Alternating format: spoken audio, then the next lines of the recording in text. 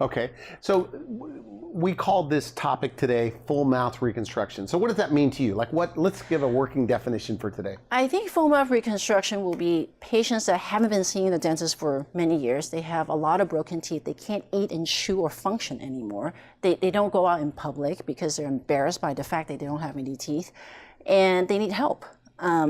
They come in, they don't even know where to start. And when they see us, we start basically with just a consultation. Briefly interview the patients. What are they looking for? Okay. You know, what are they trying to accomplish? And then from there, if they need a full set of dentition replaced, both upper and lower, we have all the technologies. We have a cone beam machine that basically give us a blueprint of what their upper and lower jaw looks like. And then from there, we can plan. We can plan out whatever the treatment plan that suits the patient on their budget, on what they're trying to accomplish. All that is doable under one house. So you work together, I guess, as a specialist with the general dentist. So if they need crown, bridge, or whatever, you work like as a team approach. Yes, we do. So often we coordinate and communicate with the general dentist.